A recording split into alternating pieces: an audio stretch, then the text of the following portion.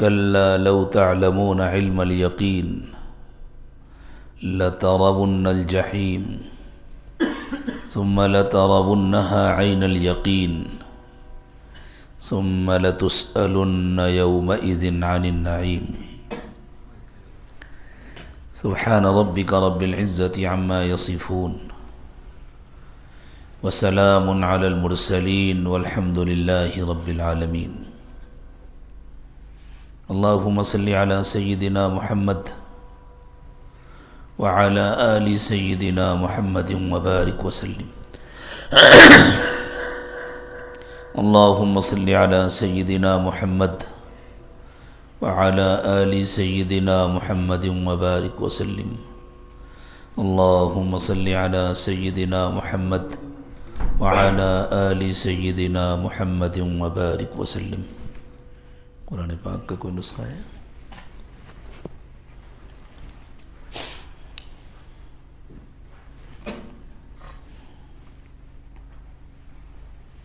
جزاک اللہ۔ دنیا کی جتنی نعمتیں ہیں وہ سب اللہ نے انسانوں کے لیے بنائی ہیں۔ انسانوں کے علاوہ جتنے جاندار ہیں وہ سب انسانوں کے صدقے میں کھاتے ہیں۔ اسی لیے آپ دیکھیں جانوروں کی نہ کوئی نیکی ہوتی ہے نہ کوئی گناہ ہوتا ہے، لیکن جب انسانوں کے اعمال بگڑتے ہیں، قحط سالی ہوتی ہے تو بیچارے جانوروں کو بھی بھگتنا پڑتا ہے، اور جب انسانوں کے اعمال اچھے ہوتے ہیں، رحمت کی بارش برستی ہے، نعمتیں ہوتی ہیں تو جانوروں کا بھی فائدہ ہوتا ہے۔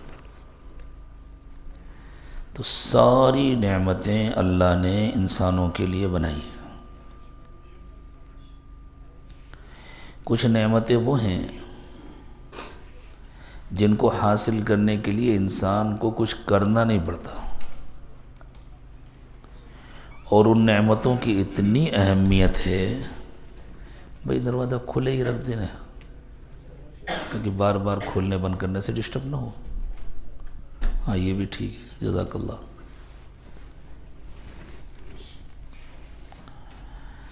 اتنی اہمیت، آپ تھوڑا سا ادھر ہو جائیں، ایسے بیٹھ جائیں، آپ لوگ ذرا آگے آ جائیں، آپ ذرا ادھر ہو جائیں، ہلکا بنائیے اور آگے مت بڑھیے، ہلکا بنائیے۔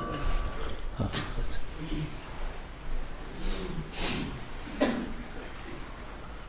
ہلکا بنانے میں زیادہ فائدہ ہوتا ہے۔ اتنی اہمیت ہے ان نعمتوں کی کہ ان کے بغیر آدمی جی نہیں سکتا، لیکن مفت میں ملتی ہے، کچھ کرنا نہیں پڑتا۔ سورج اللہ کی کتنی بڑی نعمت ہے۔ زمین پر زندگی ممکن نہ ہوتی اگر سورج نہ ہوتا۔ بارش اللہ کی کتنی بڑی نعمت ہے۔ پانی کے بغیر زندگی ممکن نہیں ہے۔ وَجَعَلْنَا مِنَ الْمَاءِ كُلَّ شَيْءٍ حَيٍّ، اللہ نے فرمایا ہم نے ہر زندہ چیز کو پانی سے بنایا۔ پانی کے لیے ہمیں کچھ کرنا پڑتا ہے؟ اللہ تعالیٰ نے ایک نظام بنایا ہوا ہے۔ سمندر کا پانی بھاپ بن کر اٹھتا ہے، کچھ بارش کی شکل میں برستا ہے، کچھ برف کی شکل میں پہاڑوں کی چوٹیوں پر جمتا ہے، اور سال بھر گلتا رہتا ہے اور لوگوں کو تازہ تازہ پانی ملتا رہتا ہے۔ وہی پانی جو پہاڑوں کی چوٹیوں میں ہوتا ہے وہ پہاڑوں کی نسوں کے ساتھ ساتھ اندر اندر چلتا ہے۔ اب تو علم طبقات الارض کے ماہرین نے یہ بات بتلا دی ہے کہ پہاڑوں کی نسیں پوری زمین میں اندر پھیلی رہتی ہیں، اور وہ پائپ لائن کا کام کرتی ہیں۔ یہ پہاڑوں کے اوپر جو برف ہے یہ گل کر کے ان نسوں کے ساتھ ساتھ اندر اندر جاتا ہے۔ وہی پانی ہمیں بورنگ میں ملتا ہے، وہی پانی ہمیں کنویں میں ملتا ہے، وہی پانی ہمیں چشموں میں ملتا ہے۔ اسی لیے اللہ تعالیٰ نے پہاڑوں کو اور میٹھے پانی کو جوڑ کر بیان کیا ہے قرآن پاک میں۔ میٹھے پانی کا پہاڑوں سے بڑا تعلق ہے. دیکھیں اللہ نے کھول بھی دیا ایک مرتبہ میں وَجَعَلْنَا فِيهَا رَوَاسِيَ شَامِخَاتٍ وَأَسْقَيْنَاكُم مَّاءً فُرَاتًا. ہم نے تمہارے لیے اونچی اونچی چوٹیاں بنائی ہیں اس لیے کہ نیچی چوٹیوں پر برفباری نہیں ہوتی، اونچی چوٹیوں پر برفباری ہوتی ہے. وَجَعَلْنَا فِيهَا رَوَاسِيَ شَامِخَاتٍ، ہم نے تمہارے لیے زمین میں اونچی اونچی چوٹیاں بنائی ہیں. وَأَسْقَيْنَاكُم مَّاءً فُرَاتًا، اور تم کو پینے کے لیے میٹھا پانی دیا ہے. میٹھے پانی کا پہاڑوں کی بلند چوٹیوں سے بڑا گہرا رشتہ ہے. ہمیں کچھ نہیں کرنا پڑتا اس کے لیے. انسان سمجھتا ہے میں محنت نہیں کروں گا تو کیسے کھاؤں گا، میں محنت نہیں کروں گا تو کیسے جیوں گا. محنت ہمارے امتحان کے لیے ہے، ورنہ ہمیں 99% نعمتیں تو بغیر محنت کی ملتی ہیں. درختوں کی دیکھ بھال ہم کرتے ہیں، درختوں میں پھل لانے کے لیے ہم کوئی محنت کرتے ہیں. کسی سال اگر اللہ فیصلہ کر دیں سیب نہیں آئے گا تو ساری دنیا کے کسان مل کر کے درختوں میں سیب لگا سکتے ہیں. اور کسی سال اللہ فیصلہ کر دیں اس سال سیب بہت ہوگا، اللہ کرے ہر سال ہوا کرے، تو کوئی روک سکتا ہے؟ کون کرتا ہے؟ اللہ کرتے ہیں. آدمی کھیت میں ہل چلاتا ہے، پانی ڈالتا ہے، بیج ڈالتا ہے. جتنے دھان کھیت میں بوئے جاتے ہیں کیا اتنے ہی پیدا ہوتے ہیں؟ باقی کون اگاتا ہے؟ اللہ. کیا دخل ہے اس میں انسان کی محنت کا؟ کچھ بھی نہیں ہے. کس طرح زمین اپنے خزانے اگل رہی ہے، کس طرح آسمان اپنے خزانے برسا رہا ہے. جانوروں کو اللہ تعالیٰ روزی دیتے ہیں بغیر کھیتی باڑی کے، بغیر ملازمت کے، ان کی کوئی جاب نہیں ہوتی. شیر کو گوشت خریدنے کے لیے پیسے نہیں دینے پڑتے، بیچارے کے پاس نہ کرنسی ہے، نہ کوئی پے ٹی ایم وغیرہ ہے، کچھ بھی نہیں ہے نا. اس کے لیے اللہ نے انتظام کیا ہوا ہے، اس کی خوراک اسی کے ساتھ ساتھ جنگل میں پلتی ہے اور وہ کھاتا ہے. تو دنیا کی جتنی نعمتیں ہیں وہ سب اللہ نے انسانوں کے لیے بنائی ہیں. وہ بڑی نعمتیں جن سے ساری چھوٹی نعمتیں جڑی ہوئی ہیں، وہ بڑی نعمتیں جن کے بغیر انسانی زندگی ممکن نہیں ہے، ان کا اللہ نے تذکرہ کیا. فرمایا وَسَخَّرَ لَكُمُ الشَّمْسَ وَالْقَمَرَ دَائِبَيْن، یہ جو مسلسل روزانہ سورج نکلتا ہے، یہ جو ہمیشہ چاند نکلتا ہے، کبھی نکلتا ہے کبھی ڈوبتا ہے، کبھی چھوٹا ہوتا ہے کبھی بڑا ہوتا ہے، لیکن ایک نظام ہے اللہ کا بنایا ہوا، مسلسل وہ اس نظام کی پابندی کر رہا ہے. ان دونوں کو اللہ نے انسانوں تمہاری خدمت پر لگایا ہے. تسخیر کے یہی معنی ہے نا. اور وقت کو اللہ نے 2 حصوں میں بانٹا، آدھا دن آدھی رات. کبھی دن رات کے کچھ حصے پر قبضہ کر لیتا ہے، تھوڑا بڑا ہو جاتا ہے. کبھی رات دن کے کچھ حصے پر قبضہ کر لیتی ہے، ذرا بڑی ہو جاتی ہے. رات بڑی ہو جاتی ہے، دن چھوٹا ہو جاتا ہے، دن بڑا ہو جاتا ہے، رات چھوٹی ہو جاتی ہے. لیکن سمجھانے کے لیے کہا جاتا ہے کہ آدھا دن آدھی رات. یہ دن اور رات کا وجود انسانی زندگی کے لیے کتنا اہم ہے. اگر رات بہت لمبی ہو جائے، برطانیہ میں اور یورپ کے مختلف خطوں میں، ان جگہوں کو چھوڑ دیجئے جہاں 6 مہینے کا دن ہوتا ہے، 6 مہینے کی رات ہوتی ہے، وہاں سردی کے زمانے میں بہت لمبی رات ہوتی ہے. لوگوں کو ڈپریشن ہو جاتا ہے، پریشان ہو جاتے ہیں. جو ذرا بوڑھے ہوتے ہیں نا ان کا حال برا ہو جاتا ہے. فجر کی نماز تو وہ لوگ اندازے سے وقت کا حساب لگا کے پڑھ لیتے ہیں، روشنی نہیں ہوتی. اور آپ کے ہاں فجر کی نماز کے بعد کتنی دیر میں روشنی ہو جاتی ہے؟ حنفی لوگ تو روشنی کے بعد فجر کی نماز پڑھتے ہیں، لیکن اگر کسی نے اول وقت بھی پڑھ لیا تو کتنی دیر کے بعد روشنی ہوتی ہے؟ آدھا گھنٹے کے بعد. ہم لوگ ذرا تاخیر سے پڑھتے ہیں، چونکہ لوگ زیادہ سے زیادہ آ سکیں مسجد میں، اس کے لیے اسفار پسندیدہ ہے. تو چلیں جو جلدی پڑھتے ہیں، جو اول وقت پڑھتے ہیں، ان کے پڑھنے کے بعد بھی 1 آدھے گھنٹے میں خوب روشنی ہو جاتی ہے. برطانیہ میں سردی کے زمانے میں فجر پڑھ لینے کے بعد 2-3 گھنٹے تک روشنی نہیں ہوتی، بالکل رات رہتی ہے۔ اور ہمارے یہاں عام طور سے جو عصر کا وقت ہوتا ہے نا، اس سے پہلے ان کے یہاں مغرب ہو جاتی ہے۔ اتنا چھوٹا دن، 6-7 گھنٹے کا دن، باقی رات۔ اگر اللہ پوری دنیا میں ایسی بنا دیتے، لوگ پاگل ہو جاتے ہیں، آدھے لوگ مریض ہو جاتے ہیں۔ اسی لیے میں اگلی ایک بات کہہ دوں، دنیا کے وہ خطے رہائش کے قابل نہیں ہیں۔ یہ تو جیسے اردو میں کہتے ہیں بلی کے بھاگو چھینکا ٹوٹا، پتہ نہیں آپ کیا بولتے ہیں، نہیں آپ کے یہاں تو نپی تلی اردو بولی جاتی ہے، ابھی ہم نے دیکھا کسی اور زبان میں گفتگو ہو رہی تھی، تو محاورے وغیرہ تو کم لوگ جانتے ہوں گے۔ ایک دوسرا محاورہ بولتے ہیں، کہتے ہیں اندھے کے ہاتھ بٹیر لگی، تو بس ان قوموں کے ہاتھ دنیا لگ گئی تھی۔ اور اصل میں وہ لگی کیوں تھی، اس کے تکوینی اسباب تھے۔ یہ موقع نہیں ہے، ایک تو یہاں بڑی تعداد ناسمجھ بچوں کی ہے، اور جو بڑے بھی ہیں شاید ان میں بھی ان تکوینی اسباب کو تفصیل سے بیان کرنا مناسب بھی نہ ہو، اور اتنا وقت بھی نہیں ہے۔ یہ اللہ تعالیٰ کے تکوینی فیصلے ایسے ہوتے ہیں، کبھی موقع ہوا انشاءاللہ تو اس پر بھی گفتگو کی جائے گی۔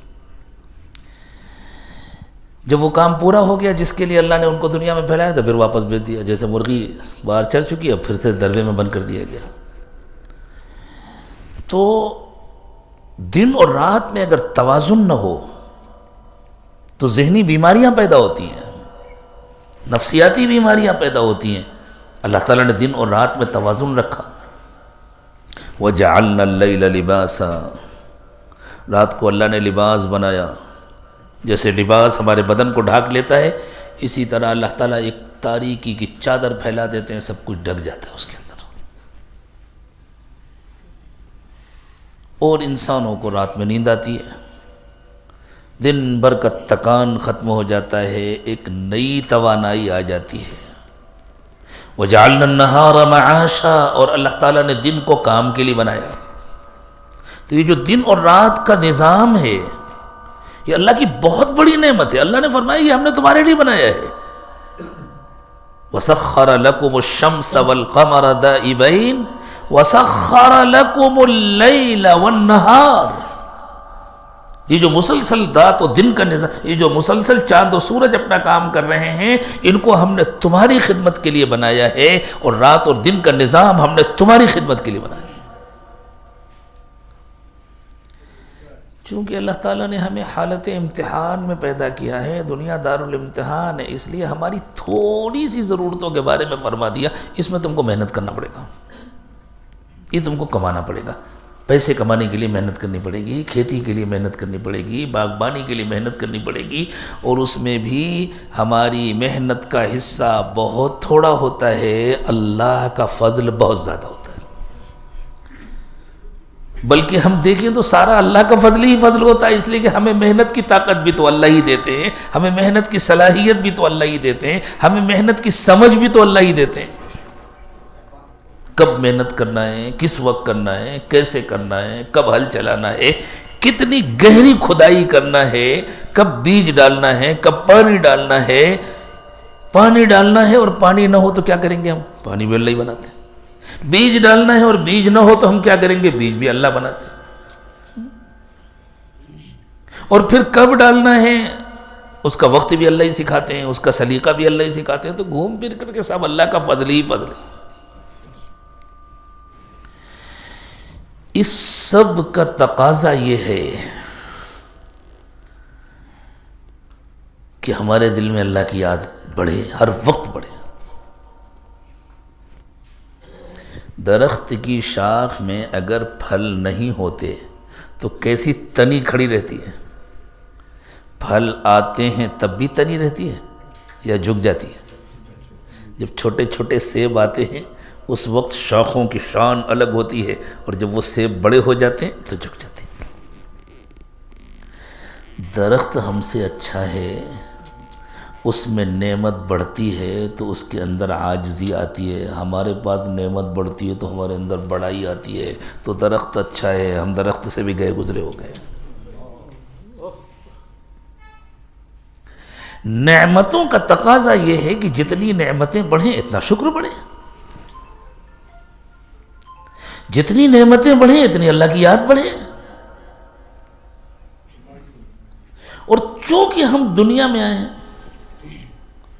بھائی ایک مہربانی کرو، موبائل کی بیل بند کر دو، اور اگر چالو رکھنا اتنا ضروری ہے تو اپنا موبائل لے کر باہر چلے جاؤ۔ ہاں، رعایت نہیں ہوتی ہمارے پاس، بہت صاف صاف بات ہے۔ سب لوگ بند کرو، اپنے جیب سے موبائل نکالو، جس کی بیل چالو ہے بند کرو، اس کے بعد بات کریں گے آگے، ورنہ نہیں کریں گے۔ اب کسی کے موبائل کی بیل بجی، اسی وقت بات ختم کر دی جائے گی۔ دینی مجلسوں میں بیٹھنے کے آداب سیکھو، ورنہ اللہ باہر نکال دیں گے۔ اللہ کی سزائیں بہت سخت ہوتی ہیں، بہت ہو چکی بے ادبیاں۔ میں یہ نہیں کہتا کہ آپ سوئچ آف کر دیں، بیل بند کر دیں، بعد میں دیکھ لیجئے کس کا مس کال ہے۔ کیا بات ہو رہی تھی؟ نعمتیں بڑھیں تو اللہ کی یاد بڑھنی چاہیے۔ پھر ہمارے پاس جو کھیت ہیں، جن کے پاس باغات ہیں، کتنے لوگ ہیں جن کے پاس باغات ہیں؟ بتائیں ذرا، میں آپ سے بات کرنے آیا ہوں، کچھ میں بولوں جی؟ اچھا، باغ والے نہیں ہیں، کھیت ہیں؟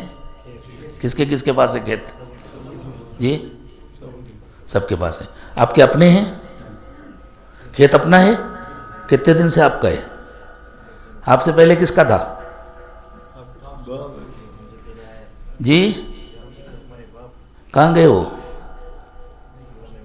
چلے گئے نا؟ اپنا کھیت ساتھ لے کر نہیں گئے نا؟ ان کا نہیں تھا اس لیے چھوڑ کے گئے۔ آپ کا بھی نہیں ہے، آپ بھی چھوڑ کے جائیں گے۔ آپ کی اولاد کا بھی نہیں ہوگا، وہ بھی چھوڑ کر کے جائیں گے۔ جو پہلے سمجھتے تھے ہمارا ہے، ان کا ہوتا تو لے کے جاتے نا، وہ اپنے اعمال ساتھ لے کے گئے کہ نہیں؟ اپنے اعمال، کیوں؟ اعمال ان کے تھے، وہ لے کر گئے۔ اللہ سب کی مغفرت فرمائے، اللہ سب کے درجات پر۔ بات کو سمجھو میرے دوستو، میں بات سمجھا رہا ہوں آپ کو۔ اعمال ان کے تھے، وہ لے کر گئے نا۔ ایمان ان کا تھا، وہ اپنا ایمان ساتھ لے کے گئے۔ اگر کھیت ان کا ہوتا تو لے کر گئے ہوتے۔ نکال دو یہ دھوکہ دل سے، ہمارا کچھ نہیں ہے۔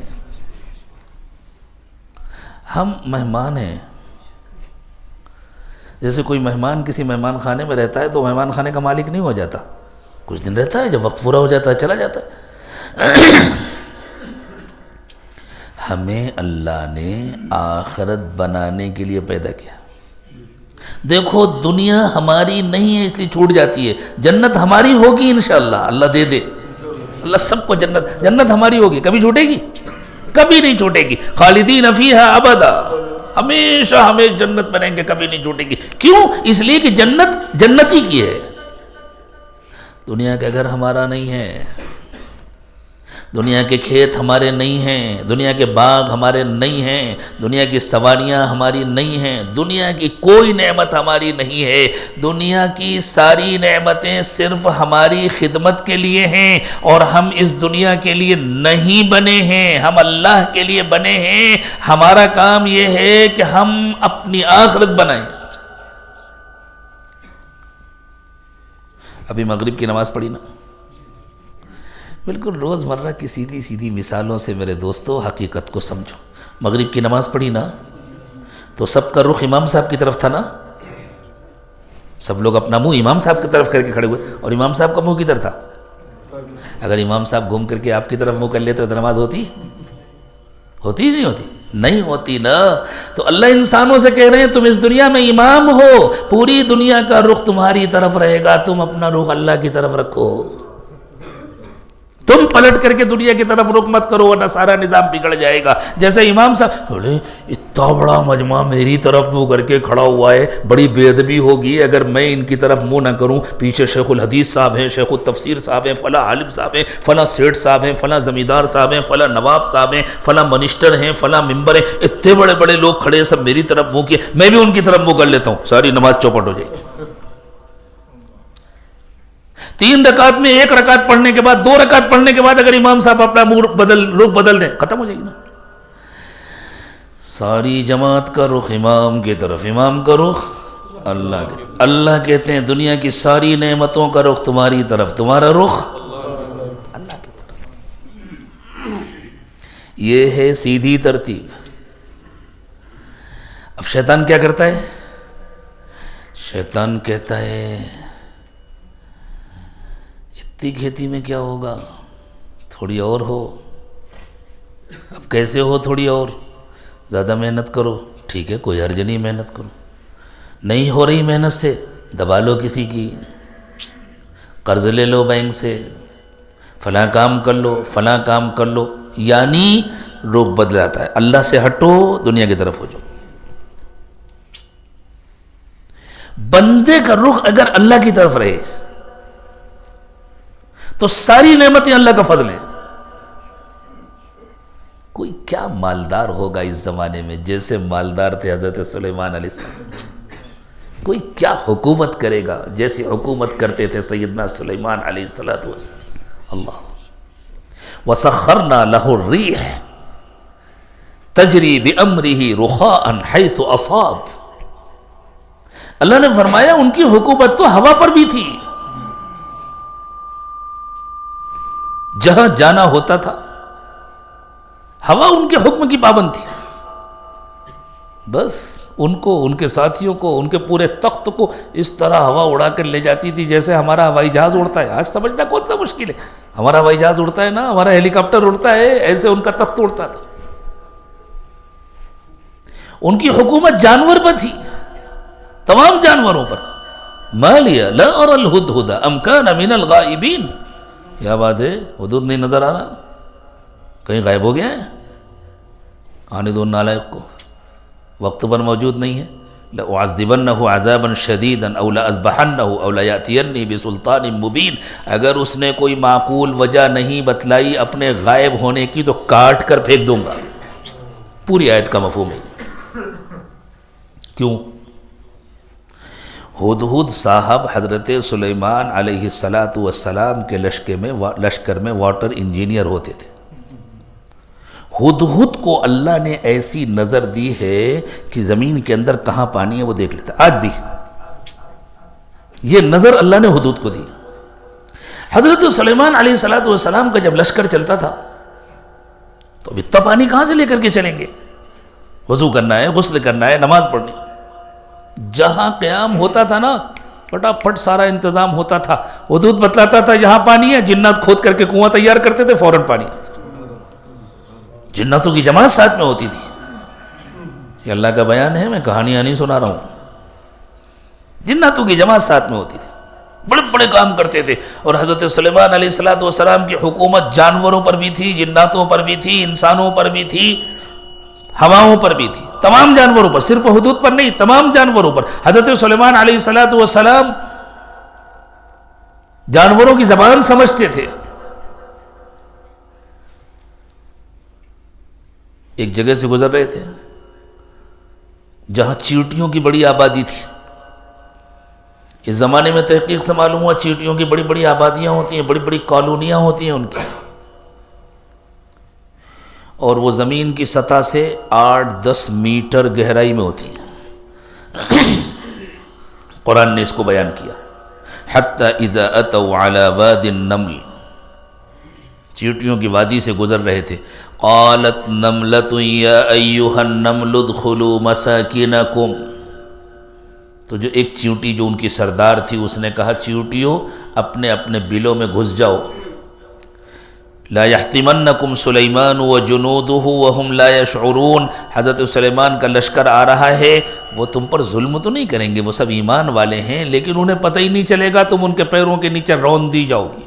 کتنی سمجھدار ہے چیٹی. کہہ رہی دیکھو ان کی کوئی غلطی نہیں ہوگی، غلطی ہماری ہوگی کہ ہم اوپر رہیں، ہمیں اندر چلے جانا چاہیے. اللہ نے سن لیا. اللہ کو تو سب کچھ معلوم ہے. اللہ نے اپنے قرآن میں بیان کر دیا. اللہ نے کہا نہیں، سلیمان نے بھی سن لیا تھا. فَتَبَسَّمَ ضَاحِكًا مِّن قَوْلِهَا. حضرت سلیمان نے اس کی بات سنی تو ہنسی آ گئی. اور حضرت سلیمان نے کہا اللہ آپ کا احسان ہے، آپ نے مجھے کیسی شاندار حکومت عطا فرمائی ہے، اللہ مجھے ایسی حکومت دیجئے کہ میرے علاوہ اور کسی کو نہ ملے۔ وقال ربی اوزعنی ان اشکر نعمتک التی انعمت علی وعلی والدی وان اعمل صالحا ترضاہ۔ لیکن ایسی شاندار حکومت ملنے کے بعد حضرت سلیمان علیہ السلام کے اندر نہ اکڑ آئی، نہ رخ بدلا، نہ اللہ کی طرف سے غفلت آئی، بلکہ انہوں نے اللہ سے دعا مانگی، اللہ آپ نے جو نعمتیں مجھے عطا فرمائی ہیں ان پر مجھے شکر کی توفیق عطا فرمائیے، اور اللہ مجھے بھی اچھا بنائیے، میری اولاد کو بھی اچھا بنائیے، میرے والدین کو بھی اچھا بنائیے، سب سے آپ راضی ہو جائیے۔ کیسی شاندار حکومت دی تھی نا اللہ تعالیٰ نے حضرت سلیمان علیہ السلام۔ نبی اکرم صلی اللہ علیہ وسلم کو اللہ تعالیٰ نے اس سے زیادہ اختیارات عطا فرمائے تھے، لیکن حضور اظہار نہیں فرماتے تھے تاکہ حضرت سلیمان کا دل نہ دکھے، اظہار نہیں فرماتے تھے حضور۔ اور ایک موقع پر ایسا ہوا کہ اظہار ہو سکتا تھا، لیکن حضور نے فرمایا نہیں، میں نے چھوڑ دیا، ایک جن کو میں نے پکڑ کر باندھ دیا تھا کھمبے سے، اشارہ کر کے بتلایا اس کھمبے سے باندھا تھا، نالائق رات میں شرارت کر رہا تھا تاکہ نماز میں میری توجہ ہٹائے، میں نے اس کو باندھ دیا تھا۔ حضور کو باندھنے کے لیے کوئی رسی وسی تھوڑی لانی پڑی تھی، ارادہ کیا بن گیا، توجہ کافی تھی۔ وہ خوشامد کرنے لگا، حضور نے کہا نہیں تمہیں چھوڑوں گا نہیں، بہت نالائقی کیا تم نے۔ حضور نے فرمایا انصار مدینہ میرا دل چاہتا تھا کہ میں اسے بندھا رہنے دوں، صبح ہو تمہارے بچے آئیں اس کو کنکر ماریں، وہ چیخے چلائے روئے اور میرے انصار کے بچے خوش ہوں، ان کو ایک کھیل ملے۔ لیکن مجھے خیال آیا میرے بھائی حضرت سلیمان نے دعا مانگی تھی، ربی حب لی ملکا لا ینبغی لأحد من بعدی، اللہ مجھے ایسی حکومت دیجیے جو میرے بعد کسی اور کو نہ ملے۔ تو پھر اظہار ہو جاتا کہ اللہ نے مجھے بھی کیسی شاندار حکومت دی ہے، اس لیے میں نے اس کو چھوڑ دیا کہ جانے دو۔ لیکن کیا ان نعمتوں نے حضرت سلیمان کو اللہ سے غافل کیا؟ تو نعمتیں بری چیز نہیں ہیں، کھیتی اچھی چیز ہے، باغ اچھی چیز ہے، ملازمت بھی اچھی چیز ہے، ساری نعمتیں اچھی ہیں، شرط یہ ہے کہ یہ نعمتیں ہمیں اللہ سے غافل نہ کریں، ان نعمتوں کو پا کر ہمارے دل میں اللہ سے تعلق اور بڑھے، ہمارا شکر بڑھے۔ اچھا پھر بڑی ناسمجھی ہے انسان کی، انسان نعمتوں کے پیچھے بھاگتا ہے اللہ سے غافل ہو کر تاکہ نعمتیں زیادہ مل جائیں، حالانکہ اللہ نے وعدہ کیا ہے اگر تم اپنا رخ ٹھیک رکھو اور شکر ادا کرو تو میں تمہیں زیادہ دوں گا، لئن شکرتم لازیدنکم۔ شیطان ہمارا دشمن ہے، شیطان نہیں چاہتا کہ ہمیں دنیا میں بھی اچھی زندگی ملے، اس لیے شیطان ہماری دنیا کی زندگی میں بھی ہم سے نعمتیں چھنوانا چاہتا ہے، یا کم از کم اگر نہ چھنوا سکے تو سکون چھیننا چاہتا ہے۔ اللہ کے نبی صلی اللہ علیہ وسلم نے صحابہ کرام کی تربیت یوں فرمائی کہ دیکھو محنت کرو، اللہ نے تم کو محنت کرنے کا حکم دیا ہے، لیکن اس کا یقین رکھو جو مقدر ہے اس سے زیادہ نہیں ملے گا، اور جتنا مقدر ہے اتنا مل کر رہے گا، اس لیے اللہ کی نافرمانی مت کرو۔ پھر آدمی زیادہ پیسے کمانا چاہتا ہے کاہے کے لیے؟ تاکہ زیادہ اچھی زندگی گزار سکے۔ اچھی زندگی کا تعلق پیسے کی مقدار سے نہیں ہے، اچھی زندگی کا تعلق برکت سے ہے، اور برکت پیسوں کی زیادتی کا نام نہیں ہے، برکت دوسری چیز ہے۔ فرض کر لیجئے ایک آدمی مہینے میں 20,000 کماتا ہے اور 15,000 میں اس کا خرچ پورا ہو جاتا ہے، 5,000 اس کے بچتے ہیں، تو سال پورا ہوا تو اس کے پاس کتنی بچت ہوئی؟ 60,000۔ 10 سال میں کتنی ہوئی؟ 6 لاکھ روپے، ٹھیک ہے نا۔ ایک دوسرا آدمی ہے جو مہینے میں 20 لاکھ روپے کماتا ہے، یہ 20,000 کماتا ہے، وہ دوسرا 20,000 کماتا ہے، ایسی بیماری ہے، ایسی مقدمے بازی ہے، ایسی پریشانیاں ہیں کہ ہر مہینے اس کا خرچ ہوتا ہے 25 لاکھ روپے، سال پورا ہوا تو وہ کتنے کا مقروض ہوا؟ 60 لاکھ کا۔ 5 لاکھ ہر مہینے قرض ہو رہا ہے 60 لاکھ کا، اور 10 سال پورے ہوئے تو کتنے کا مقروض ہوا؟ 6 کروڑ روپے کا۔ کون بڑا مالدار ہے؟ 20 لاکھ کمانے والا مالدار ہے یا 20,000 کمانے والا مالدار ہے؟ ایک شخص کم کما رہا ہے، کوئی بیماری نہیں ہے، ڈاکٹر کی فیس کا کوئی خرچ نہیں ہے، کوئی مقدمے بازی نہیں ہے، کورٹ کا کوئی خرچ نہیں ہے، کوئی کیس نہیں ہے، پولیس والوں کو کچھ نہیں دینا ہے، کوئی پریشانی نہیں ہے، آرام سے اس کی زندگی گزر رہی ہے، یہ مالدار ہے؟ یا ایک آدمی بہت پیسے کما رہا ہے، اتنا کورٹ میں جا رہا ہے، اتنا تھانے میں جا رہا ہے، اتنا وکیل کے پاس جا رہا ہے، اتنا ڈاکٹر کے پاس جا رہا ہے، اتنا بیماریوں کے علاج میں جا رہا ہے، سب خرچ ہوا جا رہا ہے، کون مالدار ہے؟ اچھی زندگی کا دار و مدار پیسے کی زیادتی پر نہیں ہے، اچھی زندگی کا دار و مدار برکت پر ہے۔ اسی لیے بزرگوں نے فرمایا اللہ سے مال کی زیادتی نہ مانگا کرو، اللہ سے برکت مانگا کرو۔ برکت یہ ہے کہ اللہ نے جو دیا ہے اس میں ضرورتیں پوری ہو جائیں۔ مال کسی کام کا نہیں ہے، مال ایک میڈیم ہے، ایک درمیان کا واسطہ ہے بس۔ آپ کے دونوں جیب میں کرنسی نوٹ بھرے ہوئے ہیں، 10,000 ادھر ہیں 10,000 ادھر ہیں، ایک وقت کا کھانا کھانے میں کتنے پیسے لگتے ہیں آپ کے یہاں؟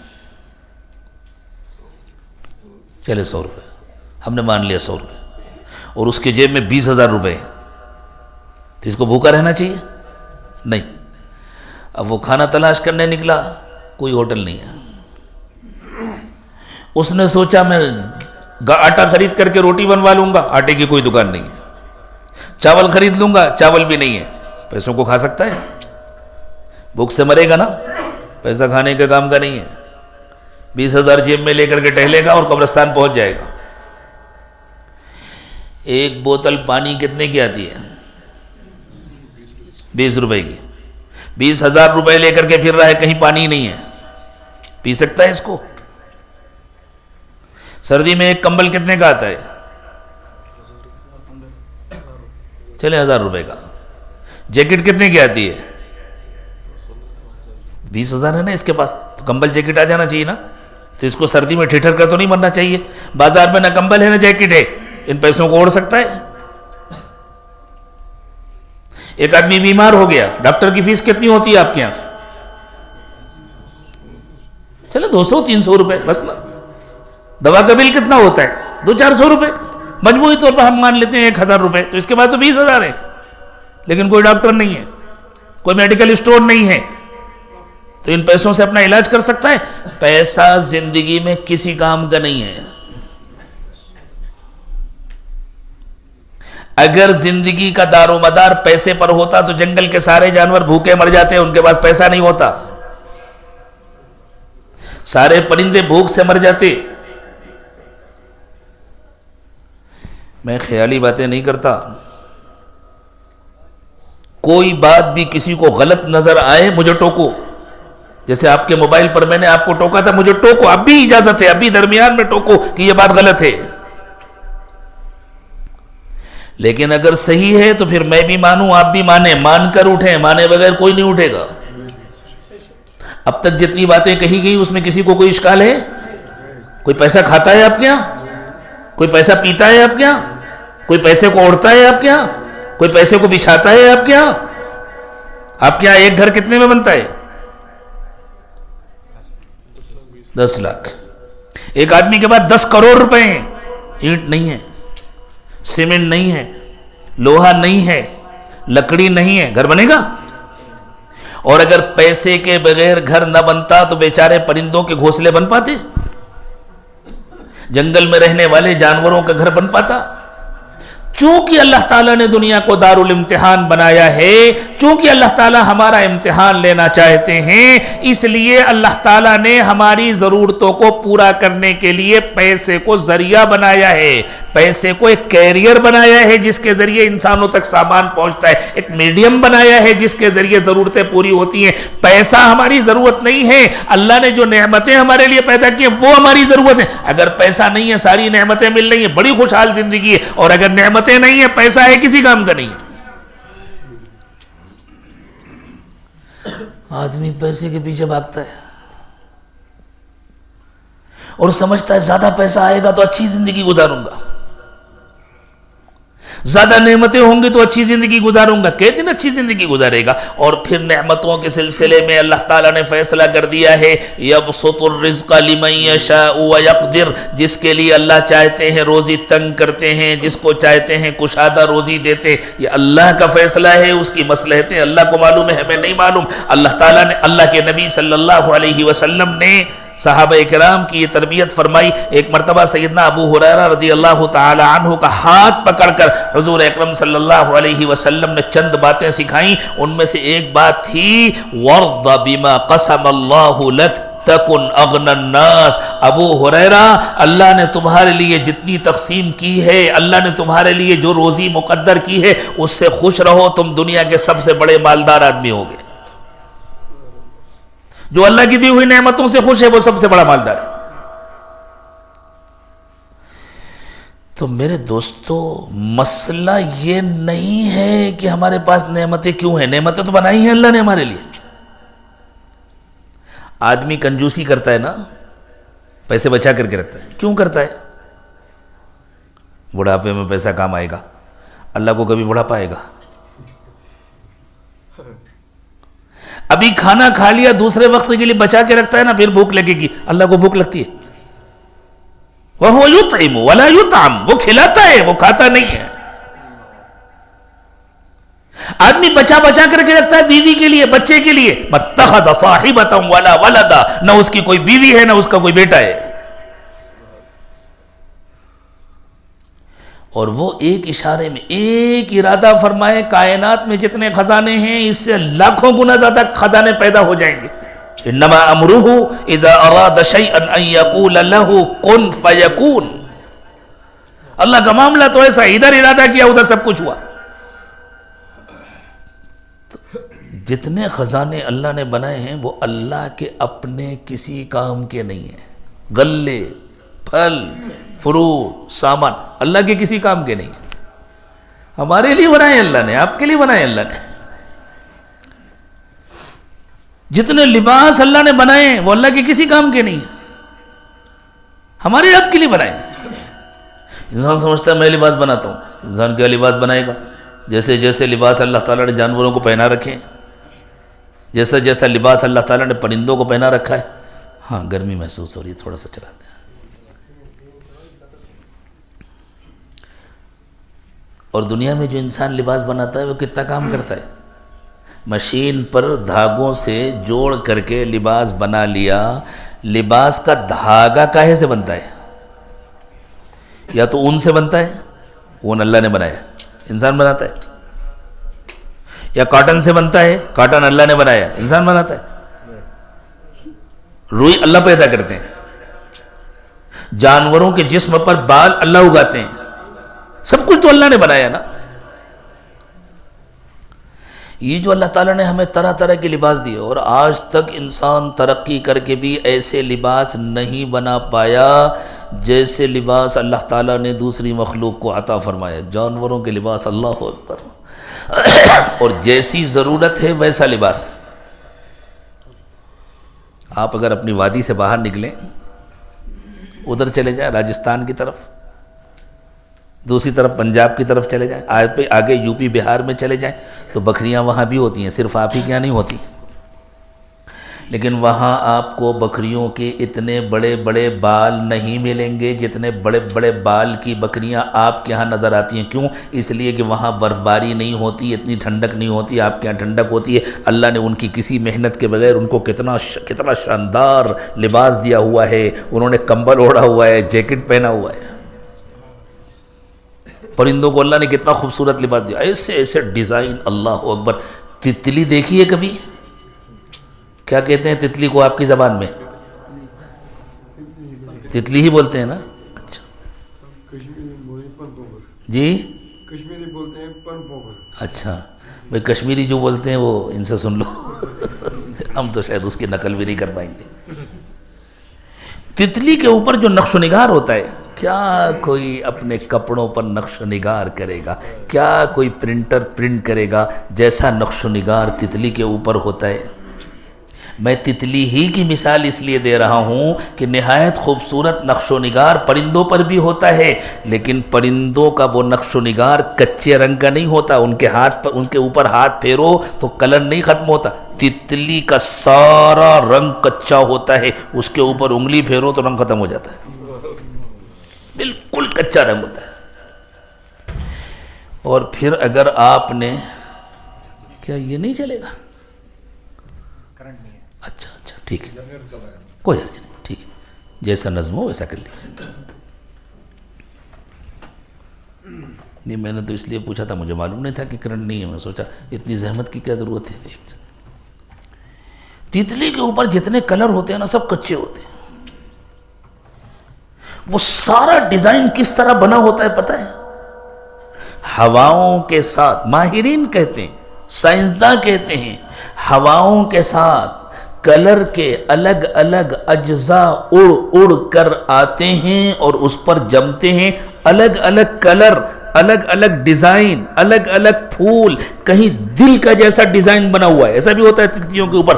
تو اگر آپ نے اس کو صاف کر دیا، دوبارہ پھر وہ کلر کے سارے اجزاء اڑ اڑ کر آئیں گے اور وہیں جمیں گے اور دوبارہ پھر ویسے ہی ڈیزائن بن جائے گا۔ وہ کون ہے جو کنٹرول کرتا ہے؟ وہ کون ہے جو بناتا ہے؟ اور پھر تتلی ایک جگہ بیٹھی نہیں رہتی، وہ اڑتی رہتی ہے اور کلر کے اجزاء اس کے پیچھے پیچھے اڑتے رہتے اور اس کے اوپر جا کر جمتے رہتے۔ آپ ایسے ہاتھ کر کے بیٹھیں، آپ کو ہوا میں کوئی کلر نظر آتا ہے؟ اس کا ایک بھی حصہ آپ کے ہاتھ میں نہیں آئے گا، وہ سیدھے وہیں جائے گا تتلی کے اوپر۔ کیا بناتا ہے انسان؟ کیا ترقی کی ہے انسان نے؟ اللہ تعالیٰ نے انسان کو عقل دیا ہے اس کو آزمانے کے لیے، اس کا امتحان لینے کے لیے، ورنہ اللہ اس کے محتاج نہیں تھے۔ اللہ چاہتے ہم کو لباس پہنا دیتے اور پہنایا ہی تھا۔ حضرت آدم اور حضرت حوا کو جنت میں اللہ تعالیٰ نے ایک لباس پہنایا تھا جس سے ان کی شرمگاہیں ڈھکی ہوئی تھی۔ دیکھو اللہ کا جو پسندیدہ لباس ہے اس میں حیا ہوتی ہے، اللہ کے پسندیدہ لباس میں شرمگاہیں بند ہوتی ہیں۔ تمام جانوروں کو اللہ نے جو لباس پہنایا ہے اس میں ان کی شرمگاہیں ڈھکی ہوتی ہیں۔ شیطان کا جو پسندیدہ لباس ہے اس میں بے حیائی ہوتی ہے، اس میں شرمگاہیں کھلتی ہیں، اس میں خفیہ حصے جسم کے کھلتے ہیں۔ اس لیے آج سے طے کرو انشاءاللہ اپنے بچوں کو بھی شیطانی لباس نہیں پہنائیں گے۔ جو چھوٹی چھوٹی بچیوں کو یہاں تک کٹ آستین کے کپڑے پہنائے جاتے ہیں نا، یہ شیطانی تہذیب ہے۔ بچیوں کے اندر سے حس ختم ہو جائے گی، اس لیے ابھی سے ان کو پوری آستین کے کپڑے پہناؤ، ان کو اسلامی تہذیب کے سانچے میں ڈھالو، ورنہ بڑے ہو کر یہ تمہارے ہاتھ میں نہیں رہیں گی۔ آج لوگ رونا رو رہے ہیں، لاکھوں بچیاں مرتد ہو رہی ہیں، مرتد ان کے ماں باپ نے بنایا ہے۔ تو اللہ تعالیٰ نے حضرت آدم اور حضرت حوا کو لباس عطا فرمایا تھا، جیسے اللہ نے مختلف جانوروں کو، مختلف پرندوں کو لباس عطا فرمایا ہے۔ اللہ تعالیٰ نے فرمایا کہ جب انہوں نے شیطان کا مشورہ مان لیا غلط فہمی میں، جان بوجھ کر کے نہیں، وَلَقَدْ عَهِدْنَا إِلَىٰ آدَمَ مِن قَبْلُ فَنَسِيَ وَلَمْ نَجِدْ لَهُ عَزْمًا، ہم نے حضرت آدم سے ایک عہد لیا تھا، ان کا نافرمانی کرنے کا کوئی پروگرام نہیں تھا، وہ بھول گئے تھے۔ اللہ صفائی دے رہے ہیں۔ لیکن ناسمجھی میں بھی گناہ ہو تو اثر ہوتا ہے۔ جیسے ایک آدمی کو معلوم ہے کہ اس شربت میں زہر ملا ہوا ہے اور وہ جان بوجھ کر کے اس کو پیتا ہے، اب مرے گا تو خودکشی کا گناہ ہوگا نا۔ ایک کو نہیں معلوم کہ اس میں زہر ملا ہوا ہے اور وہ پی لیتا ہے تو خودکشی کا گناہ تو نہیں ہوگا، لیکن زہر کا اثر تو ہوگا، موت تو آئے گی۔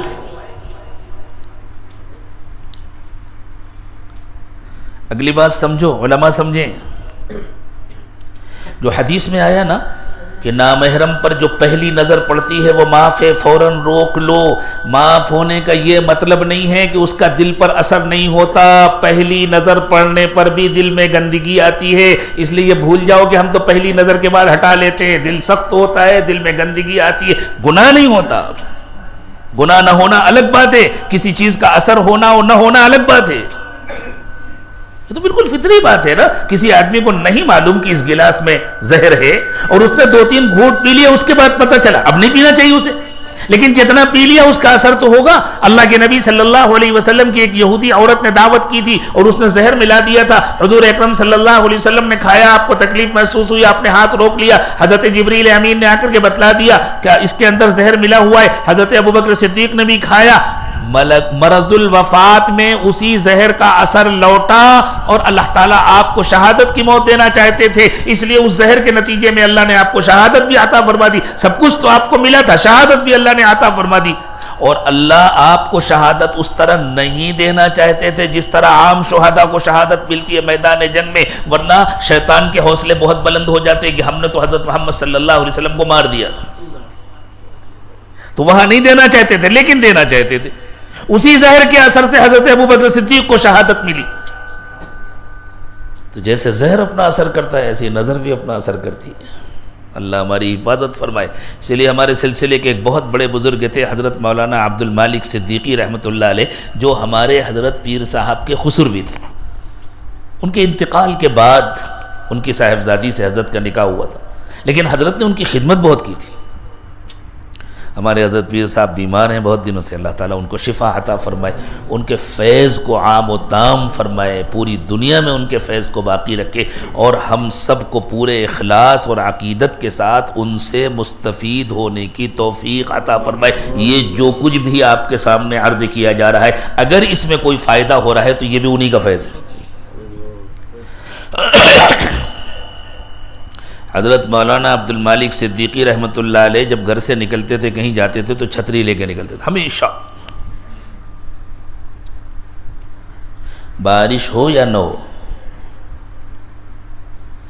دن ہو یا رات ہو. تو کسی نے کہا حضرت بارش ہو تو چھتری کا مطلب سمجھ میں آتا ہے, دھوپ ہو تو چھتری کا مطلب سمجھ میں آتا ہے. اسی لیے عربی میں چھتری کے لیے دو لفظ استعمال ہوتے ہیں, ایک المطریہ اور ایک الشمسیہ.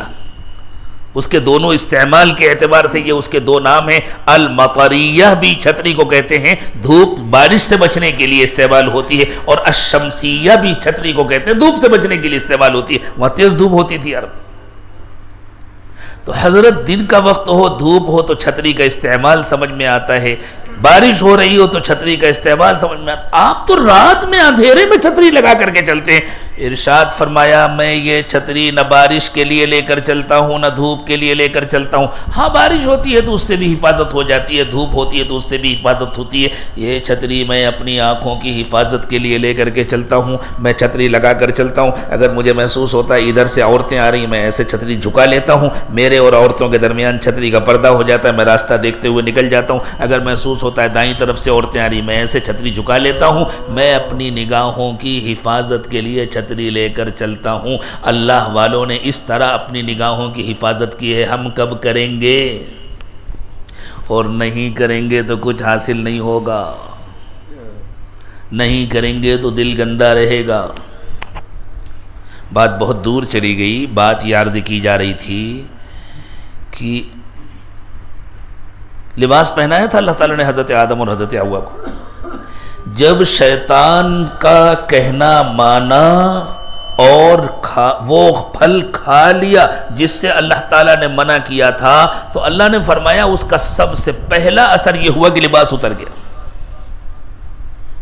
پھر دنیا میں اللہ نے کہا اب تمہیں اپنا لباس خود بنانا ہے. مٹیریل سارا اللہ بناتے ہیں.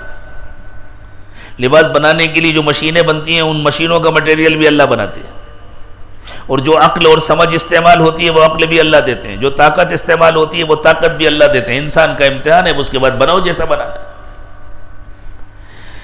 تو میرے دوستو ساری نعمتیں اللہ نے ہمارے لیے بنائی ہیں, کہیں جانے والی نہیں ہے. جتنا اللہ نے ہمارے لیے مقدر کر دیا ہے وہ ہم کو مل کر کے رہے گا. اس کا یہ مطلب نہیں ہے کہ ہاتھ پہ ہاتھ رکھ کے بیٹھ جائیں, آج سے کام کرنا بند کر دیں. نہیں, اللہ تعالیٰ نے دنیا کو دارالاسباب بنایا. تم کام کرو, لیکن چاہے جتنا کام کرو, جتنا اللہ نے مقدر کیا اس سے زیادہ نہیں ملے گا.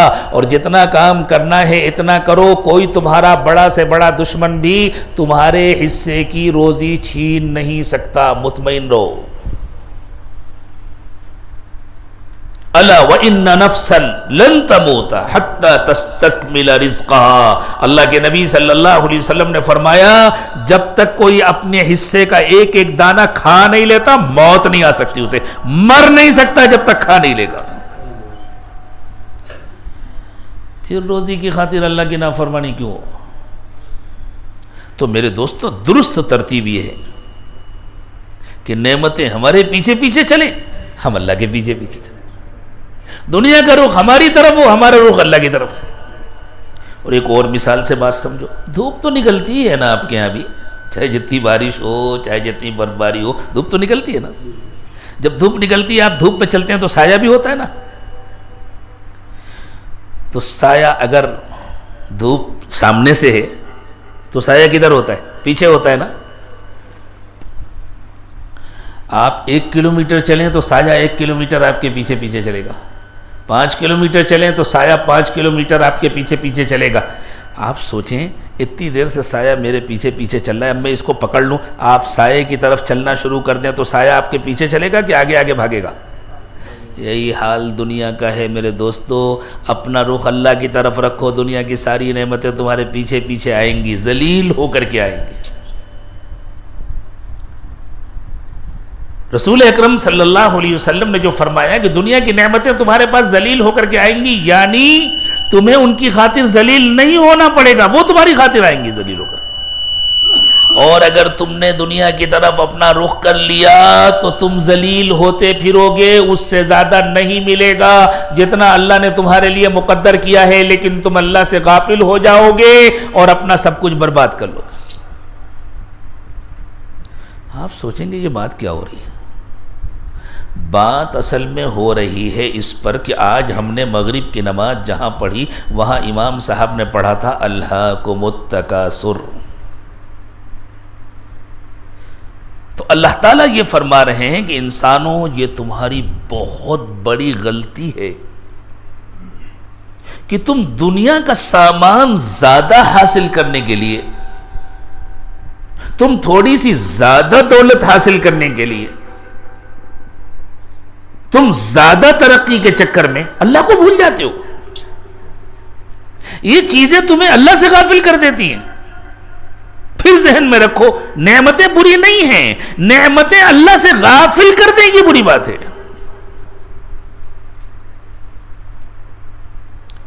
نعمتوں کا تقاضا تو یہ ہے کہ اللہ کی یاد بڑھے، اور جو نعمتیں اللہ کی یاد بڑھائیں وہ نعمتیں اللہ کا فضل ہیں، اور جو نعمتیں اللہ سے غافل کریں وہ نعمتیں مصیبت ہیں۔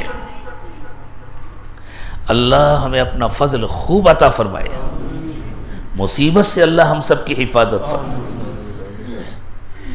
اور پھر جب بندہ دنیا کی خاطر، دنیا کے سامان کی خاطر، دنیا کی نعمتوں کی خاطر اللہ سے غافل ہوتا ہے تو یہ غفلت وقتی نہیں ہوتی کہ 5 دن غافل رہے گا، 10 دن غافل رہے گا، یہ غفلت بڑھتی جاتی ہے حتیٰ کہ وہ قبر میں پہنچ جاتا ہے، اسے پتہ ہی نہیں چلتا زندگی کب ختم ہو گئی۔ الہاکم التکاثر حتی زرتم المقابر، زیادہ جمع کرنے کی ہوس نے تم کو اللہ سے غافل کر دیا حتیٰ کہ اسی حال میں تمہاری زندگیاں ختم ہو جاتی ہیں اور تم قبروں میں پہنچ جاتے ہو۔ تم پہنچ جاتے ہو یعنی تم سے پہلے والے پہنچ چکے، تم بھی انہی کے راستے پر چل رہے ہو۔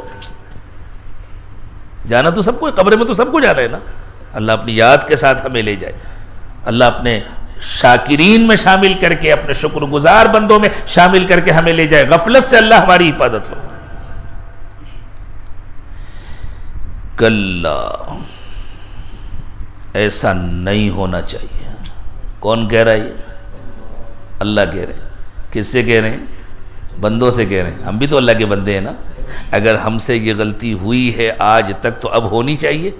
اللہ کہہ رہے ہیں جو رحمان ہیں، رحیم ہیں، رب العالمین ہیں، اللہ کہہ رہے ہیں کلا، ایسا نہیں ہونا چاہیے۔ سوف تعلمون، تمہیں پتہ چل جائے گا۔ کب پتہ چلے گا؟ جب دنیا سے مر کے جاؤ گے نا تو تمہیں پتہ چل جائے گا۔ جن نعمتوں کے چکر میں تم نے اللہ کو بلایا تھا وہ نعمتیں تمہارے کچھ کام نہیں آئیں۔ یہ بتلاؤ جن گھروں میں آج ہم رہتے ہیں، ہم سے پہلے بھی تو کوئی رہتا تھا نا، ایسا تو نہیں ہے کہ ہماری پیدائش کے ساتھ دنیا بنی تھی، ہم سے پہلے بھی رہتے تھے نا، اور صدیوں سے رہتے تھے۔ جنہوں نے ان گھروں میں رہ کر اللہ کا شکر ادا کیا وہ بھی گھروں کو چھوڑ کر گئے، لیکن ان کا شکر ان کے کام آیا۔ جنہوں نے ان گھروں کو بنانے کے لیے اللہ کی نافرمانی کی وہ بھی ان گھروں کو چھوڑ کر کے گئے۔ گھر تو ان کے ساتھ نہیں گئے، لیکن ان کی نافرمانی ان کے لیے مصیبت بن گئی۔ اب ہم کیا کر رہے ہیں؟ اپنے گھر کے لیے، اپنی کھیتی باڑی کے لیے، اپنی ملازمت کے لیے، اپنی زندگی کے لیے، اپنے سامان کے لیے، اپنے بال بچوں کے لیے ہم کیا کر رہے ہیں؟ اللہ کا کہنا مان رہے ہیں یا اللہ کی نافرمانی کر رہے ہیں؟ جو کچھ بھی کر رہے ہیں اس کا انجام قبر میں جانے کے بعد نظر آ جائے گا، وہاں پتہ چل جائے گا۔ اگر اللہ کی نافرمانی کی ہے تو جو کچھ جمع کر رہے ہیں اللہ کی نافرمانی کر کے ان میں سے کچھ بھی ساتھ نہیں جائے گا، اور ہمارے لیے ہمیشہ ہمیشہ کی مصیبت ہوگی۔ اور اگر اللہ کی نافرمانی نہیں کی تو یہ جو کچھ ہم نے اپنے بچوں کے لیے جمع کیا انشاءاللہ یہ بھی ہمارے لیے صدقہ جاریہ بنے گا، اس جمع کرنے کا بھی اجر ملے گا۔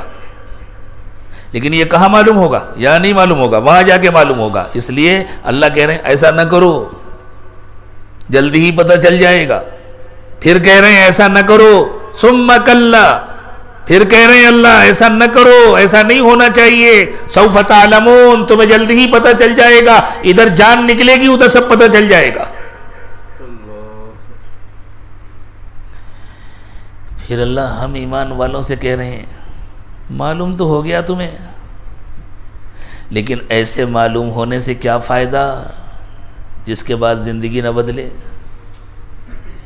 اس کا مطلب یہ ہے کہ یقین سے نہیں معلوم ہوا۔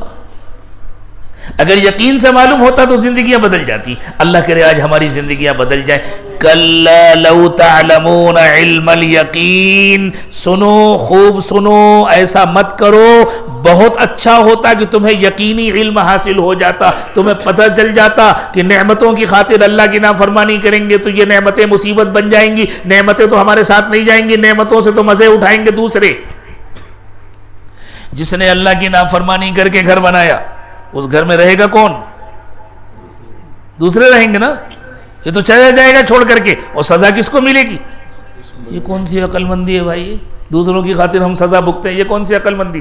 اللہ کے نبی صلی اللہ علیہ وسلم نے ایک موقع پر ارشاد فرمایا کتنا ناسمجھ ہے وہ آدمی جو اپنی دولت سے زیادہ دوسروں کی دولت کی حفاظت کرتا ہے۔ صحابہ نے حیرت سے عرض کیا حضور اپنی دولت سے زیادہ دوسروں کی دولت کی حفاظت کرتا ہے؟ فرمایا جو اللہ کی نافرمانی کر کے جمع کرتا ہے وہ تو دوسروں کی دولت ہے نا، اس کی حفاظت کر رہا ہے، مار اس کو پڑے گی۔ ارے اپنی دولت کی حفاظت کرو، اپنے سامان کی حفاظت کرو۔ اگر اللہ کو راضی کر کے اپنے بال بچوں کے لیے دولت جمع کی، اللہ کے حکم کے مطابق جمع کی، اس کی زکوٰۃ ادا کی، سچ بول کر کے جمع کی، تو انشاءاللہ بال بچوں کو اس سے فائدہ ہوگا، اور تم کو بال بچوں کے لیے اللہ کی مرضی کے مطابق انتظام کرنے کا اجر ملے گا۔ یہ اپنی ہوئی تمہاری۔ دوسری بات یہ کہ تم نے جب صدقہ دیا، تم نے جب زکوٰۃ دیا، تم نے جب ضرورت مندوں پر خرچ کیا، تو یہ تمہاری اپنی دولت ہے جو تمہارے آخرت کے حساب میں جمع ہو گئی، یہ تمہارے کام آئے گی۔ اور اللہ کو ناراض کر کے زکوٰۃ بچا لیا، صدقہ نہیں دیا، کسی ضرورت مند کی مدد نہیں کی اور جمع کر کے رکھا، تو ساتھ میں تو جائے گی نہیں، جائے گی دوسروں کے پاس۔ تو دوسروں کی خاطر، دوسروں کی دولت کی حفاظت کے لیے اللہ کی نافرمانی کیا۔ اب نہیں کریں گے انشاءاللہ، پکا ارادہ کریں۔ نقد توبہ چاہیے۔ اللہ مجھے بھی توفیق دے، آپ کو بھی توفیق دے۔ مجھے بیان کرنے کا کوئی شوق نہیں ہے، بہت بھاگتا ہوں میں بیان سے، اسی لیے میں جلسوں میں نہیں جاتا، بالکل نہیں جاتا کہ بھائی رسمی بیان کرنا مجھے آتا بھی نہیں ہے، مجھے شوق بھی نہیں ہے۔ بس اللہ کی تلاش میں پھرتے ہیں، اللہ راضی ہو جائے، سچی توبہ نصیب ہو جائے، اللہ مجھ سے بھی راضی ہو جائے، اللہ آپ سے بھی راضی ہو جائے۔ تو میرے دوستو اپنی زندگی کا ہم سب جائزہ لے لیں۔ یہ غلطی ہو رہی تھی نا اب تک؟ نہیں ہو رہی تھی تو اللہ کا شکر ادا کریں اور اللہ سے مانگیں کہ اللہ استقامت نصیب فرمائے، اور اگر ہو رہی تھی ابھی توبہ کریں، توبہ کر کے اٹھیں گے انشاءاللہ۔ توبہ کر کے اٹھیں گے اس کا یہ مطلب نہیں ہے کہ دعا کے وقت میں توبہ کریں گے۔ کیا گارنٹی ہے کہ دعا تک زندہ رہیں گے؟ ابھی توبہ کریں گے تاکہ جب ہم اٹھیں تو ہماری توبہ ہو، ابھی توبہ کریں۔ پھر اللہ فرماتے تمہیں پتہ ہے اگر ان نعمتوں نے تمہیں اللہ سے غافل کر دیا تو انجام کیا ہوگا؟ آدمی سمجھتا ہے خوب پیسے کماؤں گا تو میری جنت بنے گی، وہ دنیا میں جنت بنانا چاہتا ہے۔ دنیا میں تو آج تک کسی کی بنی نہیں، بنتی ہے آخرت میں اس سے بھی محروم ہو جاؤ گے۔ دنیا میں تو آج تک کسی کی جنت بنی کسی کی؟ قارون کی بنی، فرعون کی بنی، نمرود کی بنی، ہم سے پہلے والوں کی بنی؟ دنیا میں تو کسی کی جنت نہیں بنتی، سب کو چھوڑ کر چلا جانا ہے۔ جنت بنتی ہے آخرت میں۔ اگر تم نے اللہ کی نافرمانی کی تو دنیا میں تو کسی کی جنت نہیں بنتی، آخرت میں بھی نہیں بنے گی، تمہیں جہنم میں جانا پڑے گا۔ لَتَرَوُنَّ الْجَحِيمَ، تم تو سمجھتے تھے نا زیادہ پیسے ہوں گے تو مجھے سب کچھ اچھا ہی اچھا نظر آئے گا۔ اللہ فرماتے ہیں اگر تم نے اللہ کی نافرمانی کی اور اپنی زندگی نہیں بدلی تو تم جہنم دیکھو گے۔ ثُمَّ لَتَرَوُنَّهَا عَيْنَ الْيَقِينِ، اور یقین کی آنکھوں سے دیکھو گے۔ جہنم ہر ایک کو دکھائی جائے گی، جن کا ایمان کامل ہے ان کو بھی جہنم دکھائی جائے گی۔ اللہ کے نبی صلی اللہ علیہ وسلم نے تفصیل بتلایا، اللہ تعالیٰ نے اس کو اجمال سے ذکر فرمایا کہ جہنم کے اوپر سے ایک برج ہوگا۔ جیسے دنیا میں کسی ندی کے اوپر سے برج سے گزرتے ہیں نا تو ندی میں ڈوبتے نہیں ہیں، ندی میں کپڑا نہیں بھیگتا، لیکن دیکھتے تو ہیں یہ جہلم ندی ہے، یہ فلاں ندی ہے، یہ فلاں ندی، پتہ نہیں کون کون سی ہے، آپ کیا دیکھتے ہیں نا، اور برج کے اوپر سے گزر جاتے ہیں۔ تو جہنم کے اوپر بھی ایک برج ہوگا جس پر سے ہر ایک کو گزرنا ہوگا، اسی کو کہتے ہیں پل صراط۔ اللہ نے فرمایا وَإِن مِّنكُمْ إِلَّا وَارِدُهَا، ہر ایک کو اس سے گزرنا ہے، كَانَ عَلَى رَبِّكَ حَتْمًا مَقْضِيًّا، یہ تمہارے رب کا یقینی فیصلہ ہے۔ خوش نصیبوں کو جہنم دکھائی جائے گی، فرشتے کہیں گے دیکھو یہ جہنم ہے، یہاں گئے ہوتے اگر اللہ کا کہنا نہ مانا ہوتا، بہت خوش نصیب ہو تم نے اللہ کا کہنا مانا، تم بچ گئے، اب یہاں جاؤ گے۔ پھر جنت دکھائی جائے، اور وہاں تو گزریں گے اس پل سے تو یہ قبر میں دکھا دی جائے گی۔ قبر میں جو نافرمان ہوتا ہے اسے پہلے جنت دکھائی جاتی ہے، دیکھو کہنا مان لیتے تو وہاں گئے ہوتے، لیکن اب تم محروم ہو گئے اس سے، اب یہ جہنم ہے، اور پھر جہنم کی کھڑکی کھول دی جاتی ہے، قبر جہنم کا گڑھا بن جاتی ہے۔ اور جو خوش نصیب ہے، جو فرما بردار ہے، اللہ مجھے آپ کو سب کو فرما بردار بنا دے، اسے پہلے جہنم دکھائی جاتی ہے، دیکھو وہاں گئے ہوتے اگر نافرمانی کی ہوتی، بچ گئے تم، اللہ کا کہنا مانا تم نے، توبہ کر لی تھی، دنیا کے پیچھے نہیں بھاگے، اللہ نے تم کو خوب نعمتیں دی تھی، لیکن ان نعمتوں نے تم کو اللہ سے غافل نہیں کیا، تم بڑے خوش نصیب تھے، اب نہیں جاؤ گے وہاں، اب یہاں جاؤ گے، دیکھو یہ جنت ہے، اور جاؤ گے جب جانا ہے، ابھی فی الحال تو یہیں آرام کرو، اور جنت کی کھڑکی کھول دی جائے گی، گویا اے سی لگا دیا جائے گا، جنت کی ٹھنڈی ٹھنڈی ہوا آتی رہے گی۔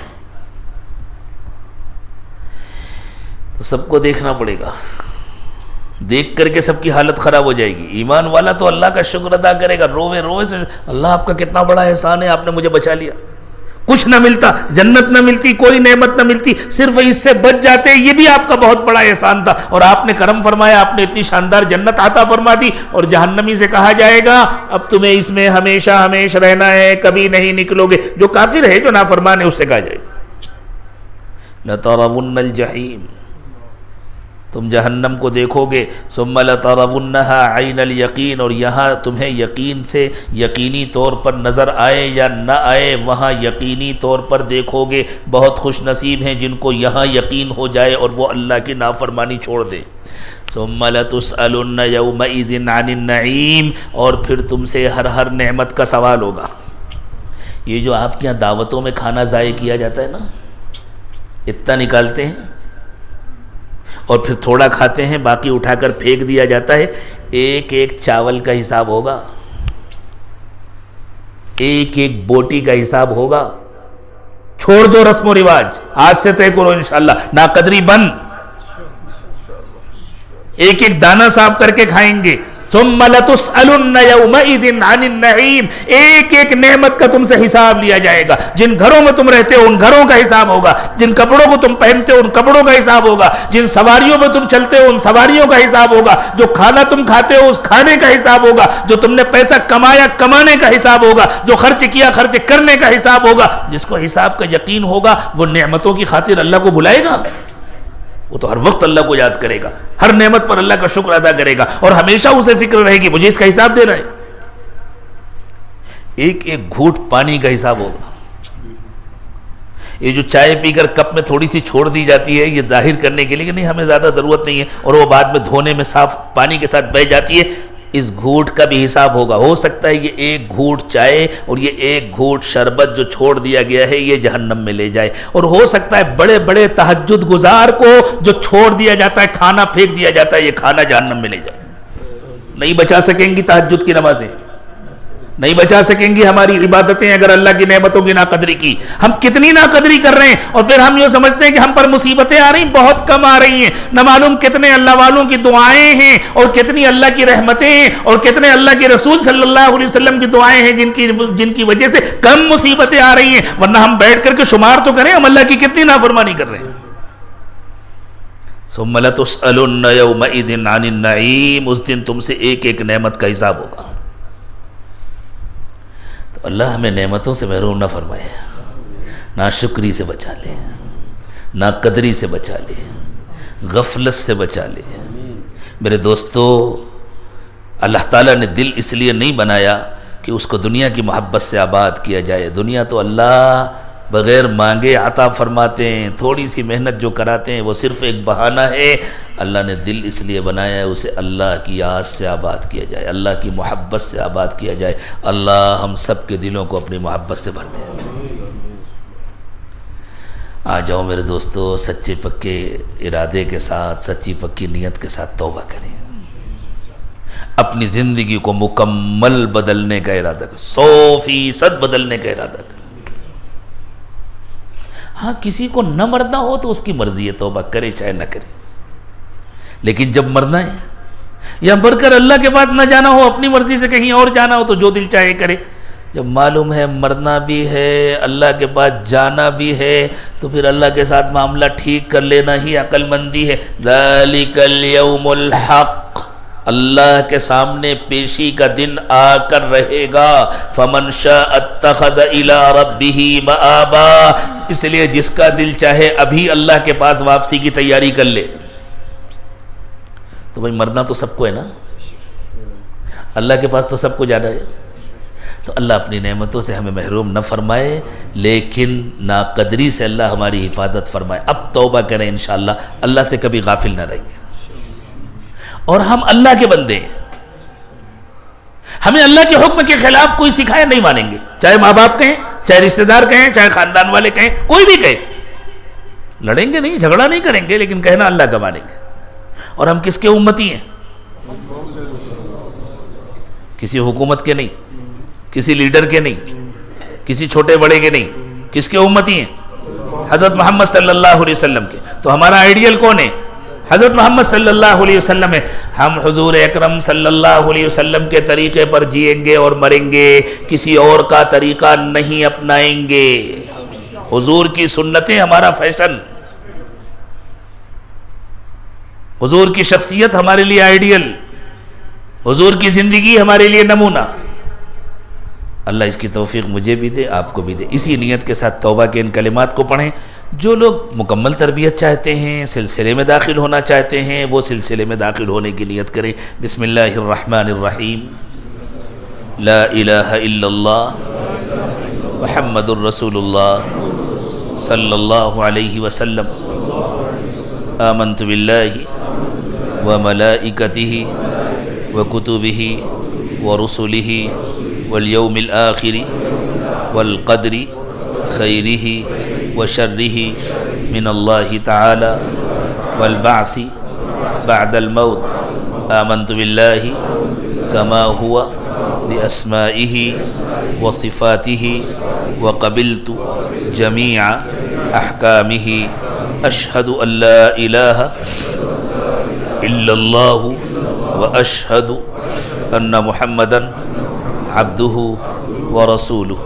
استغفر اللہ ربی من کل ذنب واتوب الیہ برحمتک یا ارحم الراحمین. اللہ تعالیٰ ہماری توبہ کو قبول فرما لے، ٹوٹنے سے اللہ اس کی حفاظت فرمائے. جن لوگوں نے بیعت کی نیت سے ان کلمات کو پڑھا وہ معمولات سن لیں غور سے. صبح و شام کی تسبیحات پڑھا کریں، ایک تسبیح استغفار کی استغفر اللہ ربی من کل ذنب واتوب الیہ، ایک تسبیح درود شریف کی اللہم صلی علی سیدنا محمد وعلی آل سیدنا محمد وبارک وسلم۔ چلتے پھرتے اٹھتے اور ساتھ میں روزانہ قرآن پاک کی تلاوت کیا کریں۔ اسی طرح چلتے پھرتے اٹھتے بیٹھتے ہر وقت دل میں اللہ کا دھیان رکھیں، اور روزانہ دونوں وقت پابندی سے مراقبہ کیا کریں۔ ہمارے سلسلے عالیہ نقشبندیہ میں معمولات کا نچوڑ مراقبہ ہے، جو مراقبہ نہیں کرتا وہ نقشبندی معمولات نہیں کرتا۔ خوب اچھی طرح یاد رکھیے، ہمارے نقشبندی سلسلے میں مراقبہ ہی اصل ہے، ہمارے ہاں ذکر خفی ہے، ذکر جلی نہیں ہے۔ دوسرے سلسلوں میں ہیں، ان کا احترام کرتے ہیں، جو ان سلسلوں میں بیعت ہوں وہ اپنے مشائخ کے بتلائے ہوئے طریقوں کو اپنائیں۔ جیسے ہومیوپیتھک ڈاکٹر کے پاس اگر آپ گئے تو میٹھی گولی دے گا کہ کڑوی، اور ایلوپیتھک ڈاکٹر کے پاس گئے تو میٹھی دے گا کہ کڑوی۔ اب ہومیوپیتھک ڈاکٹر کہے گا جو میں نے دوا دیا وہ کھاؤ، ورنہ دوسرا علاج چاہیے وہاں جاؤ۔ ایلوپیتھک ڈاکٹر کہے گا جو میں نے دوا دیا وہ کھاؤ، ورنہ دوسرا علاج کرنا ہے وہاں جاؤ۔ ڈاکٹر یہاں کا، دوا وہاں کی، یہ خلط ملط نہیں چلے گا۔ خوب اچھی طرح یاد رکھو، بالکل ایک ڈاکٹر کو پکڑو، یک در گیر محکم بگیر، ایک در کو پکڑو اور مضبوط پکڑو، تب فائدہ ہوگا، ورنہ کوئی فائدہ نہیں ہوگا۔ اس لیے جو لوگ سلسلہ عالیہ نقشبندیہ میں بیٹھے ہوئے، کسی کو کوئی اور طریقہ پسند ہے، سب طریقے حق ہیں، سب طریقے ہمارے بزرگوں کے ہیں، سب سے فائدہ ہوتا ہے، سب سے اللہ ملتے ہیں، سب سے اللہ کا قرب ملتا ہے، لیکن جس کو حضرت پیر ذوالفقار صاحب دامت برکاتہم کا فیض چاہیے اور جو سلسلہ عالیہ نقشبندیہ میں بیعت ہوا، اسے مراقبہ کرنا پڑے گا۔ ورنہ جب یہ سنتے ہیں نا حضرت تسبیحات تو ہو جاتی ہیں اور ہم کلمہ بھی پڑھ لیتے ہیں لیکن ہم سے مراقبہ نہیں ہو پاتا، تو افسوس ہوتا ہے کہ پھر تم سے ہو کیا پاتا ہے؟ پھر کس ڈاکٹر نے مشورہ دیا تھا کہ تم اس سلسلے میں بیعت کرو؟ اس لیے جن لوگوں نے بھی بیعت کی نیت سے کلمات پڑھیں انہیں مراقبہ کرنا ہے انشاءاللہ، اور کریں گے تو نفع دیکھیں گے۔ ہاں، اور مہینے میں ایک مرتبہ اپنے حالات کی اطلاع کرنا ہے، اپنے شیخ سے اپنا رابطہ مضبوط رکھیں، اور جب بھی حالات کی اطلاع کریں تو واٹس ایپ پر اپنے حالات لکھیں اور اپنا نام اور اپنا مقام ضرور لکھیں۔ معمولات کے کارڈ میں الحمدللہ یہ سب کچھ لکھا ہوا ہے، رابطے کا نمبر بھی لکھا ہوا ہے۔ اب تھوڑی دیر مراقبہ کر لیں، اس کے بعد دعا کریں، آنکھیں بند کر لیں، سر کو جھکا لیں، دنیا اور دنیا میں جو کچھ بھی ہے اس سب سے ہٹ کٹ کر اللہ کی یاد میں کھو جائیں، اور یہ نیت کریں کہ اللہ کی رحمت آ رہی ہے، میرے دل میں سما رہی ہے، میرے دل سے گناہوں کو دھو رہی ہے، اور میرا دل کہہ رہا ہے اللہ اللہ اللہ۔ زبان سے اللہ اللہ نہ کہیں، بس یہ نیت کریں کہ میرا دل اللہ اللہ کہہ رہا ہے، میں سن رہا ہوں۔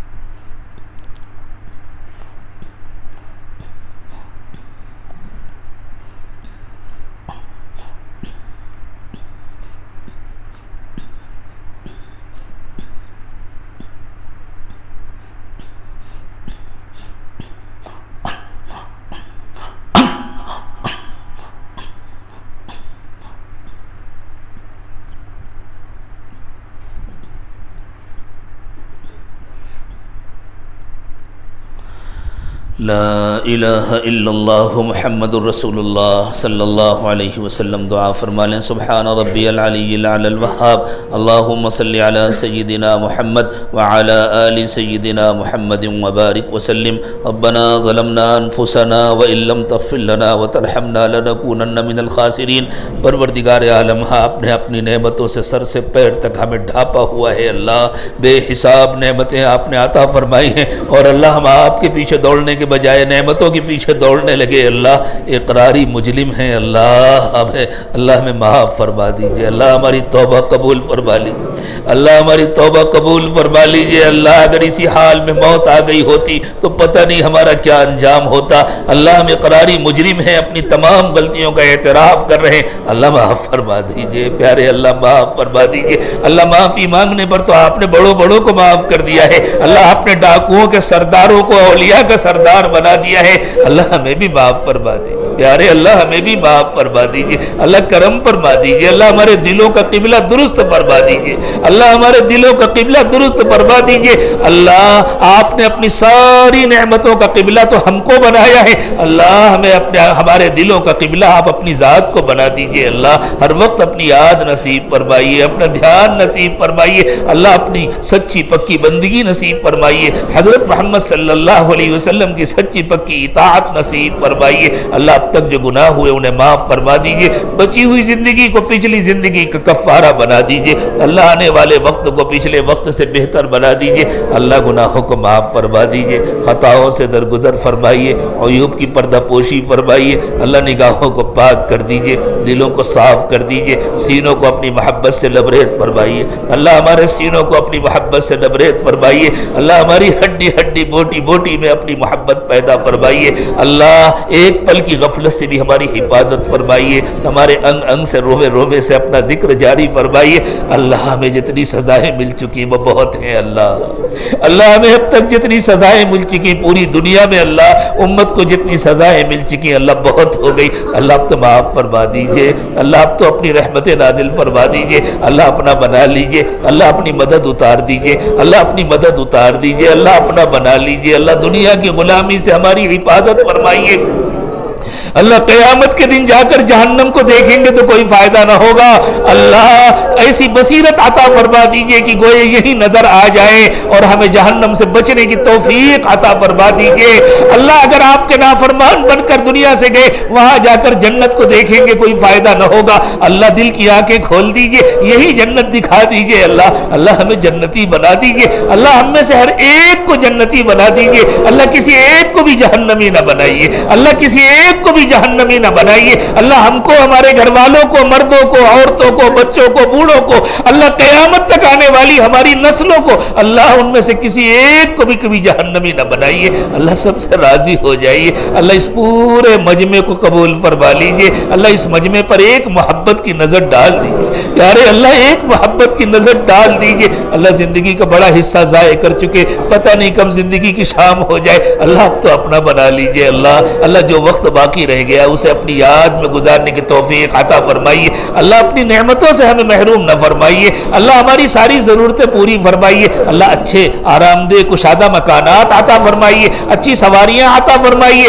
ज़रूरत का पैसा अता फरमाइए, अच्छी सेहत अता फरमाइए, अच्छा लिबास अता फरमाइए, अच्छा खाना पीना अता फरमाइए। लेकिन अल्लाह दुनिया की बंदगी से हमारी हिफाजत फरमाइए, दुनिया के पीछे भागने से हमारी हिफाजत फरमाइए। अल्लाह एक पल की गफलत से भी हमारी हिफाजत फरमाइए। अल्लाह जितनी नेमतें बढ़ती जाएं हमें इतना शुक्र बढ़ाने की तौफीक अता फरमाइए। नाशुक्री के वबाल से हमारी हिफाजत फरमाइए। अल्लाह इन उठे हुए हाथों की लाज रख लीजिए। अल्लाह सबके दिलों पर एक मोहब्बत की नज़र डाल दीजिए। अल्लाह सबको विलायत का नूर अता फरमा दीजिए। अल्लाह सबको विलायत का नूर अता फरमा दीजिए। अल्लाह हमारी उम्रों में सेहत में बरकत अता फरमाइए। अल्लाह हमारी उम्रों में और सेहत में बरकत अता फरमाइए। अल्लाह हमारी रोज़ी में बरकत अता फरमाइए, हमारे ईमान और अमाल में बरकत अता फरमाइए। अल्लाह आखिरी सांस तक हमारी तमाम ताकतें और क़ुव्वतें सलामत रखिए और अल्लाह जब मौत का वक्त आए तो हमें कामिल ईमान की मौत नसीब फरमाइए। अल्लाह हमारे तमाम अकाबिर और मशाइख की हिफाजत फरमाइए। अल्लाह हमारे तमाम बड़ों और बुजुर्गों की हिफाजत फरमाइए, हमारे असातिज़ा की हिफाजत फरमाइए। अल्लाह जो अकाबिर दुनिया में मौजूद हैं अल्लाह उनकी उम्रों में खूब खूब बरकत अता फरमाइए। अल्लाह हमारे हजरत पीर साहब की उम्र में सेहत में बरकत अता फरमाइए। अल्लाह उनको कामिल शिफा अता फरमाइए, हमें उनसे पूरा पूरा फैज़ उठाने की तौफीक अता फरमाइए। और अल्लाह आपके जो नेक व मकबूल बंदे, हमारे वालिदैन, हमारे असातिज़ा, हमारे मशाइख और अल्लाह हमारे जानने वाले न जानने جاننے والے اللہ جو بھی ایمان کے ساتھ اس دنیا سے جا چکے پیارے اللہ سب کی مغفرت فرما دیجیے، اور آپ نے جن کی مغفرت فرما دی ان کو اپنے قرب کے اعلیٰ درجات نصیب فرمائیے۔ اللہ جو مانگا وہ بھی عطا فرمائیے، جو مانگنا چاہیے نہیں مانگ سکے وہ بھی عطا فرمائیے۔ اللہ بغیر مانگے عطا فرمائیے، مانگنے کا سلیقہ عطا فرمائیے۔ دور قریب جن لوگوں نے بھی دعاؤں کے لیے کہا یا ان کو ہم سے اچھی توقعات ہیں، اللہ محض اپنے فضل و کرم سے ان کو ان کی توقعات سے بڑھ کر عطا فرمائیے۔ وصلی اللہ تعالی علی خیر خلقہ محمد وعلی آلہ واصحابہ اجمعین برحمتک یا ارحم الراحمین۔